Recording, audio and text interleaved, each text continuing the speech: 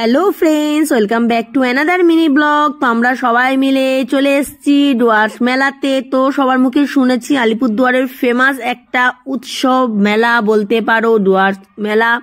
তো যাই হোক, আমার ট্রেনিংয়ের থ্রুতে আমরা সবাই দেখে নিলাম। তো আমি, মা, লক্ষ্মী মাসি, দিবাকর, মেয়ে আর আমার সাথে এক দেওয়ার আসছে ছোটন। তো আমরা সবাই মিলেই চলে আসছি। সত্যি মেলাটা খুব ভালো লাগলো আমার মেলাটা দেখে। বিশাল বড় মাঠ জুড়ে, মাঝখানেটা ফাঁকা, চারিদিকে মেলাটা বসছে। তো দোকানপাটগুলো দেখে খুব ভালোই লাগলো দেখতে দেখতে। আমার তো মেয়েদের তো শাড়ি আর জুয়েলারি ছাড়া আর কি ভালো লাগবে, আর আমার তো স্পেশালি তো শাড়ি তো খুবই প্রিয়, পরি বা না পরি আমার কিনতে খুব ভালো লাগে। তো কিছু বাংলাদেশের শাড়ির স্টল ছিল, তো ওখানে আমি দাঁড়িয়েছিলাম। তো দিবাকে বলছিল নেবে, আমি যে কি প্রথমে বললাম না, বলে নও। তারপরে যাই হোক, তোমাদের দেখানো হয় না, বাংলাদেশে একটা ঢাকাই জামদানি শাড়ি কিনেছি ওয়াইন কালারের মধ্যে। তো দাম পড়েছিল অনেক, বলেছিল লাস্ট টাইম 2200 টাকা বলেছি। তো ওই শাড়িটা আরো কম হলে ভালো ছিল। তো বলে না বাঙালিরা আর কি, যতটা দাম কম কিনবো, আমার মনে হয় না আর একটু কম হলে ভালো ছিল, ওই আর কি। তারপর দিবাকর চলে আসছে ইলিশ শুটকি দোকানে। তো ওয়েট করে, তো শুটকিটার দাম পড়েছে 500 টাকা অরিজিনাল। তো দিবাকর বলছে রাখবা নাকি, আমি না আমি রাখবো না, তুমি নিয়ে চলে যাও। তো লাভলিং নিয়ে গেছে দিবাকর।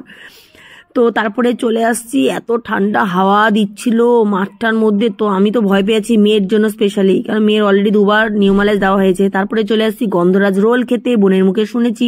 সব বছরে তো একবারই শিলিগুড়ি যাওয়া হয়, সবসময় তো যাওয়া সম্ভব না। তাই গন্ধরাজ রোল যখন পেয়ে গেলাম, তো আমরা 4জন কিনলাম। দিবাকর তো এইসব খায় না ফাস্টফুড।